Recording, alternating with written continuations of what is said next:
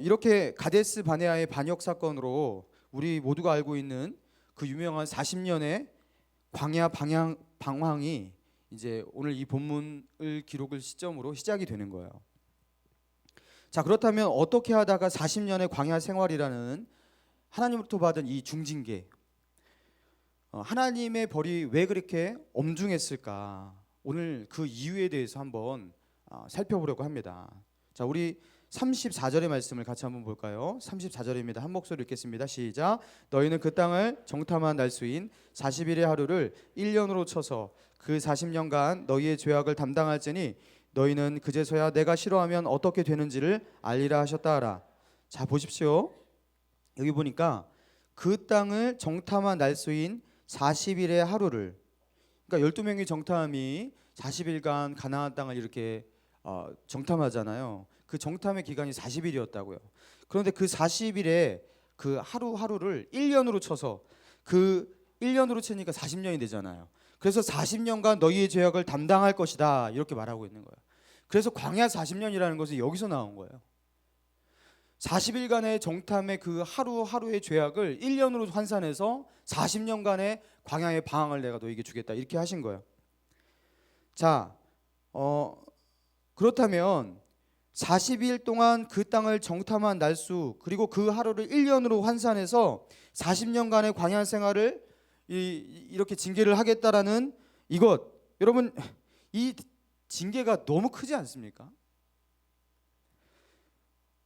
이스라엘 백성에서 뽑힌 12명이 40일 동안 정탐해서 그 땅을 악평한 대가 그리고 그거에 동조한 회중의 대가, 그걸로 이제 40년간의 이 징계를 받는데요. 너무 중하다는 느낌이 드는 거예요. 40일 동안 12명 중에서 10명이 반역적 평가를 하면서 행위를 했고 그로 말미암는 대가는 200만 이스라엘 대군이 40년간 광야에 머물러 있는 것이었어요. 여러분, 이스라엘 반역에 대한 하나님의 징계가 너무 엄중하고요. 그 죄질에 비해서 야, 이거 좀 과도하다 싶은 그런 느낌이 좀 든다라는 거예요. 하나님께서 이 죄에 대해서 징계 수위가 너무 높다라는 거예요. 엄중하다는 것입니다. 그래서 저는 하나님 왜 이렇게 엄중하게 심판하셨을까에 대해서 고민하면서 이 본문을 다시 보게 되었습니다. 왜 하나님은 하루를 1년으로 40일을 40년으로 징계하시면서 그렇게 정하셨는지, 하나님은 도대체 무엇 때문에 이렇게 진노하셨는지 그 이유를 알아볼 필요가 있다. 그래서 한번 보았습니다. 그리고 그것을 통해서 하나님께서 우리에게 전달하시고자 하시는 하나님의 메시지가 분명히 있을 것이라고 생각하게 되었어요. 그러면서 가나안 정탐 사건이 시작된 민수기 13장부터 14장까지 제가 여러 번 읽어봤거든요. 그러면서 하나님께서 무엇 때문에 이들에게 이렇게 진노하시고 엄중하게 징계하셨는지 그 느낌을 읽을 수가 있었습니다. 먼저 민수기 13장이에요. 앞장 13장 3절을 읽겠습니다. 13장 3절 시작. 그들을 보냈으니 그들은 다 이스라엘 자손의 수령된 사람이라. 정탐에 참여했던 12명이 가지고 있는 그들의 직위, 그들의 위치를 알 수 있습니다. 그들은 이스라엘 자손의 뭐라고요? 수령이 된 사람들이라고. 2절에 보니까 각 지파 중에서 지휘관 된 사람들이라고 기록하고 있습니다. 그러니까 이들이 가지고 있는 지위나 위치를 고려할 때 12명은요 이스라엘 각 지파를 대표할 수 있는, 그 가운데서 뭐 최고 지도자는 아니지만 각 지파를 대표할 수 있는 그런 위치에 있는 사람들이었어요. 그러니까 이들이 가지고 있는 말 한마디, 그들의 언행에 따른 영향력이 대단했던 것이죠. 그래서 12명은요 이스라엘 전체의 대표성을 가지고 이 정탐 활동에 참여했던 것이죠. 그냥 12명이 각 개인의 그냥 책무로서 혼자만의 일을 한 게 아니라 이스라엘에 대한 어떤 대표성을 띠고 있는 것이에요. 그런데 이들이 했던 가나안 정탐 활동 40일의 시간이, 그들이 이 40일의 시간을 어떻게 보내었는지, 이들이 40일간 어떻게 정탐 생활을 했는지를 가늠하게 하는 그 구절들이 있습니다. 그 중에서 하나를 찾아보자면, 자, 민수기 13장 같은 장이죠. 30절 31절을 읽어보겠습니다. 30절 31절 시작. 갈렙이 모세 앞에서 백성을 조용하게 하고 이르되 우리가 곧 올라가서 그 땅을 취하자 능히 이기리라 하나 그와 함께 올라갔던 사람들은 이르되 우리는 능히 올라가서 그 백성을 치지 못하리라. 그들은 우리보다 강하니라 하고. 자, 보세요. 갈렙이 이게 좀 분위기가 이상하게 되니까요 나서서 발언을 한 것이에요. 모세 앞에서 백성들 앞에서 이렇게 말합니다. 우리가 올라가서 그 땅을 취하자 능히 이길 것이다. 여기 이제 뭐 생략된 말이 있죠. 하나님께서 우리와 함께 하시는데 왜 못 이기겠냐 이렇게 말하는 거예요. 갈렙이 이 말이 떨어지자마자 바로 반박하는 그런 소리가 들립니다. 반대하는 소리가 들립니다. 누가요? 그와 함께 올라갔던 10명의 사람들이 말하는 거예요. 31절에 우리는 능히 올라가서 그 백성을 치지 못하리라. 그 이유는 그들이 우리보다 강하기 때문에. 강한 사람을 이길 수가 없는 거야. 약자는 언제나 지는 거고 강한 사람을 이기는 거야 라는 이 논리를 피는 거예요. 여러분, 이 짧은 대화, 이 갈렙과 갈렙의 말을 반박하는 이 사람들의 대화를 주목해 보자는 것이죠. 갈렙과 여호수아를 제외한 이 10명의 정탐들, 이 각 지파의 수령이 된 이 사람들이 갈렙의 말을 즉각 가로막고서 하는 그들의 말은 이것입니다. 우리는 능히 올라가서 그들을 치지 못할 것인데 왜냐하면 그들은 우리보다 강하기 때문이다. 자, 이게 바로 하나님께서 이스라엘 백성에게 40년간의 광야의 생활이라는 중징계를 주신 그 이유와 그 단서가 되는 그런 말인 것이죠. 갈렙과 갈렙의 말을 반박하는 사람들, 그 갈렙의 말과 갈렙의 말을 반박하는 이 나머지 정탐꾼들의 그 말을 짧게 요약하자면 이겁니다. 갈렙은 이렇게 말한 거예요. 우리는 그들을 이길 수 있다. 왜? 하나님이 우리와 함께 하시기 때문에. 이렇게 말한 거예요. 그리고 다른 사람들은요, 아니다, 우리는 이길 수 없다, 그들은 우리보다 강하기 때문이다, 이렇게 말하는 거예요. 여러분, 이거를요, 이 명제를 좀 더 분석을 해보자면 이런 것입니다. 우리는 그들을 이길 수 있다, 이 갈렙의 말을 분석해 보자면 이런 거예요. 우리가 가나안 백성과 싸워 이길 수 있는 근거는, 사실 우리가 이길 수 있는 근거는 우리가 가지고 있는 전투력과 군사력이 아니다. 우리의 전투력과 진짜 군사력은, 진실된 군사력은 우리가 가지고 있는 칼과 창이 아니라 하나님이기 때문이다. 그러니까 이길 수 있다, 이 말을 하고 있는 거예요. 자, 그리고 갈렙과 여호수아의 말을 반박하면서 이스라엘 백성을 남기게 했던 10명의 정탐꾼이 했던 말을 분석하고 생략된 말을 집어넣어 보자면 이런 것입니다. 우리는 가나안 백성과 싸워 이길 수 없다. 그 근거는 무엇이냐면 우리가 가지고 있는 전투력과 군사력이 그들과 상대가 되지 않기 때문이며, 이 문제는 하나님이 우리와 함께 하신다는 이 사실을 기억한다 하여도 변함이 없는 사실이다. 우리는 무조건 진다라는 거예요. 여러분, 10명의 정탐꾼들은요, 하나님의 존재, 그리고 그 하나님께서 이스라엘 백성과 함께하여서 정말로 그들이 가지고 있는 칼과 창이 가지고 있는 그 능력을 뛰어넘는 전쟁에 간섭하시는 그 하나님을 완전히 배제하고서 전쟁의 승패를요 예견을 했습니다. 그러니까 이 전쟁의 주체를요 인간과 인간, 민족과 민족, 나라와 나라의 그 전투력 경쟁으로 이해하고 해석하고 적용했던 것이에요. 그리고 바로 이러한 해석은요, 이게 맞는 말인지 모르겠지만 하나님이 가지고 있는 하나님됨의 하나님의 자존심, 하나님이 이스라엘 백성의 주인이시고 그들을 출애굽의 역사를 가능하게 하셨고 10가지 재앙으로, 그리고 홍해를 가르시면서 좌우에 물이 벽이 된 그 바다를 통과하게 하시면서 건너게 하셨고, 그러면서 수많은 기적을 통해서 하늘의 만나와, 그렇죠? 이런 기적을 통해서 이스라엘 백성을 인도하시면서 자기의 살아계심을 보여왔던 그 영광의 하나님, 그 하나님이 이걸 지켜보는데요 참을 수가 없는 거예요. 그래서 하나님에게서 이 정탐 활동이라는 것은 하나님에게 있어서는요, 이게 정말 중요한 영적 전쟁이었습니다.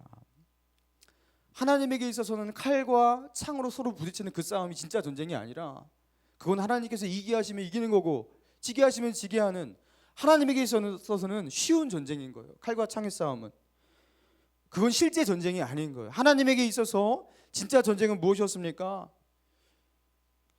이스라엘을 대표하는 그 우두머리들이 40일간 정탐하면서 그 땅을 보고서 그들이 믿음으로 해석하고 이 전쟁을 하나님 앞에서 어떻게 바라보는가, 이 영적 전쟁에서 이기는 것, 여러분 이게 진짜 전쟁이었던 거예요. 근데 하나님이 생각하시는 그 진짜 전쟁에서 이스라엘 백성이 참패하고 만 것입니다. 영적 전쟁, 그거는요 훨씬 더 중요한 전쟁이라는 것이죠. 그래서 이스라엘 백성은요 전쟁 한 번도 한 적이 없어요. 그리고서 가나안 땅을 뒤로 하고서 다리 빽 하면서 광야 생활이 시작된 거예요. 한 번도 싸워보지 못하고 제대로 된 싸움 해보지 못하고 그들은 영적 전쟁에서 졌기 때문에 그냥 다 져버렸습니다. 여러분, 이 말씀을 통해서 오늘을 살아가는 저와 여러분에게 하나님은 뭘 말씀하려고 하시는 것입니까?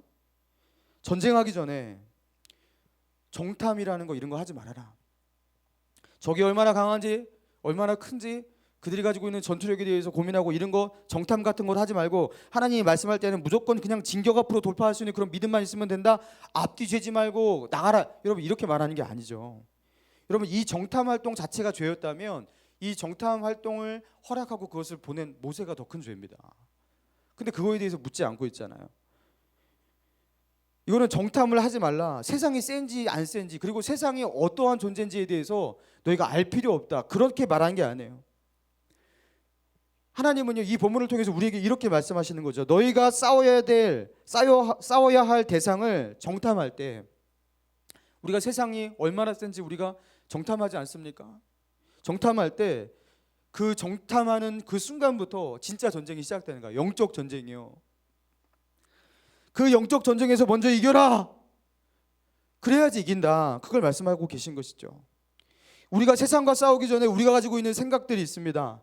하나님을 향해 가지고 있는 우리의 믿음들, 또 우리의 마음 가운데 가지고 있는 그런 전제들, 이 가운데서 진짜 영적 전쟁이 시작된다라는 것입니다. 여러분, 영적 전쟁은요, 영적 전쟁의 특징은 실제 현실에서 전쟁과 싸움이 일어나기 전에 이미 영적 전쟁에서 이미 다 끝나버려요. 영적 전쟁은요, 항상 먼저 일어납니다. 그래서 이스라엘 백성도요, 단 한 번도 싸워보지 않고 그냥 져버렸어요. 여러분, 그래서 영적 전쟁에서 졌기 때문에 그들은 뒤로 물러간 거예요. 가나안 사람과 싸워서 져갖고 뒤로 물러간 게 아니라. 여러분, 그래서 이 본문을 가지고 하나님은 우리에게 말씀하시는 거예요. 너희는 이 영적 전쟁이 훨씬 더 중요하다는 것 기억하고, 우리가 이 땅 살아갈 때 먼저 믿음의 싸움에서 이기지 않으면 안 된다라는 것, 그것부터 이기고 시작해야 된다라는 것. 너희가 칼과 창으로 싸우는 그 싸움 이전에 믿음의 싸움부터 이겨야 된다라는 것, 하나님은 그것 말씀하고 계십니다. 그리고 그 싸움에서 졌을 때 그 대가는 얼마나 처참하고 혹독한지를 광야 40년을 통해서 보여주고 계신 거예요. 이 전쟁에서 지는 것이 얼마나 혹독하고 참혹한 결과를 낳는지를. 여러분, 권투를 했던 사람들은 다 아는 사실이라는데요, 이 권투를 할 때, 이 프로 권투 선수가 시합을 할 때요, 이제 뭐 1회전, 2회전 이렇게 되잖아요. 근데 1회전 종을 딱 치고서 상대와 싸울 때 절대로 전력 투구 하지 않습니다. 전력 투구 하는 사람은 이거 아마추어 초짜예요. 보통 권투 선수들은요, 탐색전을 하면서 1회전에 초반부를 보낸다고 합니다. 탐색전을 할 때 어떻게 하냐면 자기 진짜 제대로 된 펀치를 내뻗지 않는 거예요. 진짜 펀치를 보여주지 않는 거예요. 그리고 어떻게 합니까? 조금 힘을 실어가는 가벼운 잽이라든가 가벼운 스트레이트, 이런 거를 통해서 상대와 가벼운 펀치를 교환하면서 상대를 가늠하는 거예요. 이걸 뭐라고 합니까? 탐색전이라고 합니다. 탐색전. 그런데 탐색전을 해보면요, 권투 선수들은 안 돼요. 상대가 나보다 센지 약한지를 펀치 몇 번 잽 교환해 보면 금세 알아차린다는 것입니다. 조금 부딪혀 본 후에 이 사람이 나보다 하수다, 나보다 하수구나, 주먹이 약하네, 이 느낌이 오면 그때부터 권투는 즐겁대요. 이전부터 끝날 때까지 신나게 권투를 할 수가 있고 게임이 재밌어진다고 합니다. 그러나 나보다 상대가 상수다, 고수다 라는 그 느낌이 올 때에는요, 그때부터 공포가 시작되는데, 권투 시합의 결과는요, 이 탐색전에서 벌써 끝난다고 합니다. 이미 상대가 나의 상수인 거를, 하수인 거를 알아차리는 거예요. 그래서 1회전 탐색전에서 거의 한 방이 결정된다는 것이죠. 여러분, 진짜 승부를 결정짓는 것은 탐색전이에요. 탐색전. 여러분, 영적으로도 그렇습니다. 그리스도인이 세상과 싸워서 참패하는 이유, 9라운드, 10라운드, 11, 12라운드 가서요, 마지막에 안타깝게 KO 맞아서, 그죠? 강펀치, 카운터펀치 맞아서 그렇게 지는 게 아니라는 것이죠. 처음에 탐색전에서 세상이 얼마나 강한지, 세상한테 내가 이거 타협을 할 것인가 안 할 것인가 막 가늠하면서 이렇게 가늠하는 그 탐색전에서요, 이미 거기서 졌기 때문에 진다라는 것이에요. 상대에 대해서 조금 알아보니까 너무나 센 거예요. 그리고 겁을 집어먹는 거예요. 그리고서 공포에 질질 끌려다니면서, 그렇죠? 이미 진 싸움 끝까지 지는 것, 여러분, 이게요, 세상과 싸우는 그리스도인의 영적 전쟁이라는 것입니다. 여러분 조금 상대해봤어요. 그런데 돈의 힘이 엄청 센 거예요. 돈 없으면 인간답게 살 수 없다라는 느낌이 강렬하게 드는 거예요. 그리고 돈이 공급되는 그 돈줄, 내가 다니는 직장, 그렇죠? 또 그 직장에서 직장 상사 눈치, 사장의 눈치 이거 보면서요. 하나님 눈치 보는 게 아니라 사람의 눈치 보고 돈에 매달리기 시작합니다. 그래서 내 인생을 돈이 이겨서 돈이 나를 질질 끌고 가게 만드는 거예요. 조금 상대해 봤습니다. 보니까요, 인생에서는 인맥이 최고인 거예요. 사람 관리가 그렇게 중요한 거예요. 그래서 인맥 관리하고 사람 관리 잘못하면 뭐가 안 된다라는 것 이거 아니까. 그래서 그때부터 하나님보다 사람에게 집착하는데 사람 의지하고, 그리고 사람에게 드릴 시간을 위해서 하나님께 드릴 시간을 빼버리고 갖다 바치고, 그래서 주일 그 예배 시간일지라도 그 시간마저도요 결국 사람에게 줘버리고, 그러면서 사람에게 휘둘리는 인생이 됩니다. 조금 상대해 보니까요, 우리 청년들은 그런 거예요. 내 인생의 스펙이 너무 이게 대단해 보이는 거예요. 시험은 붙어야지 뭐가 돼요. 자격증은 따야지 뭘 할 수 있습니다.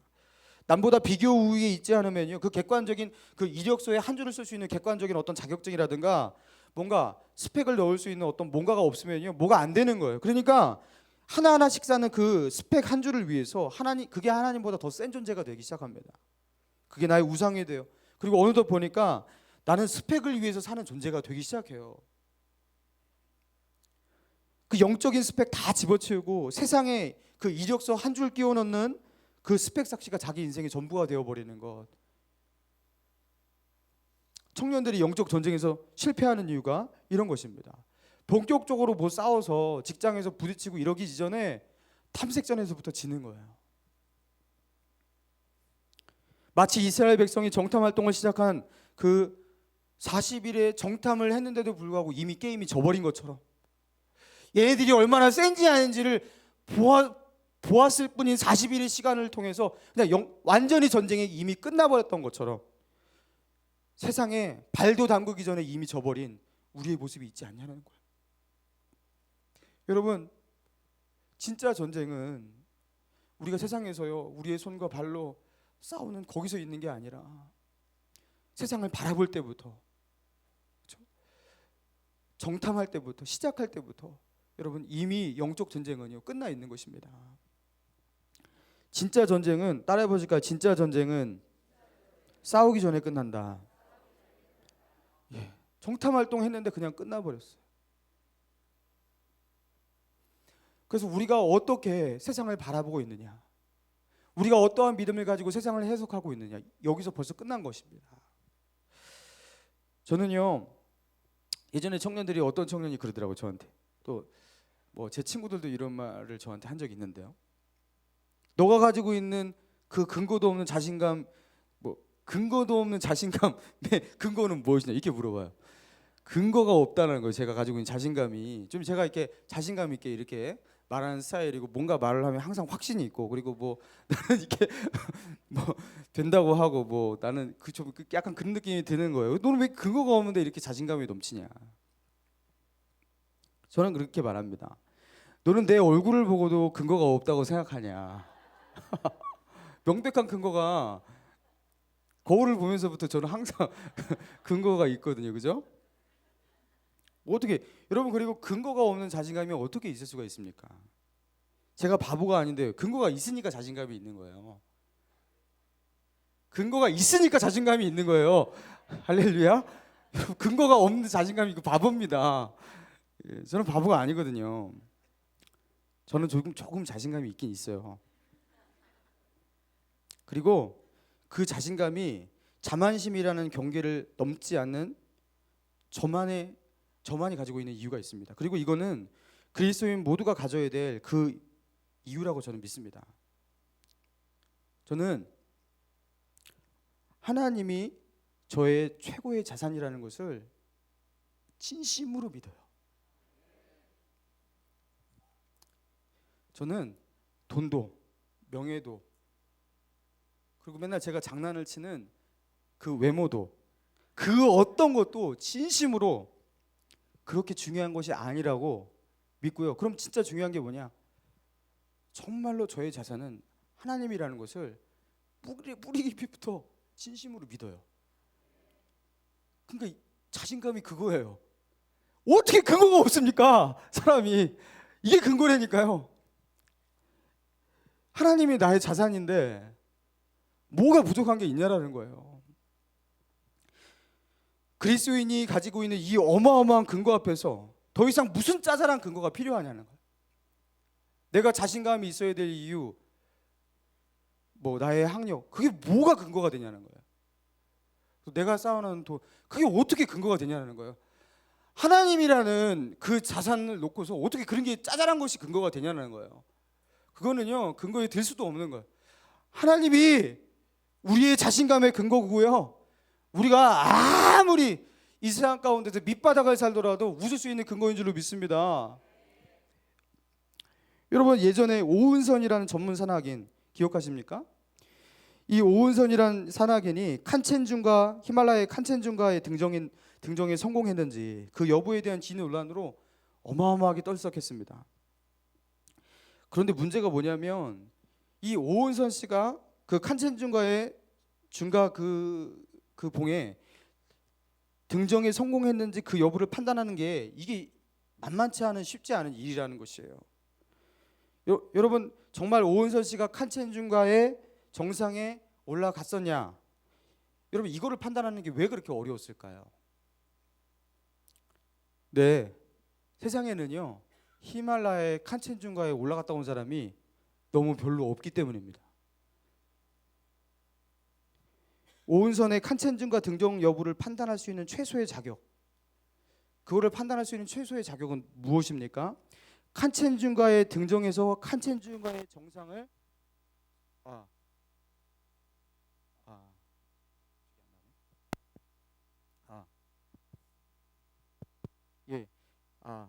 잘 안 나오죠?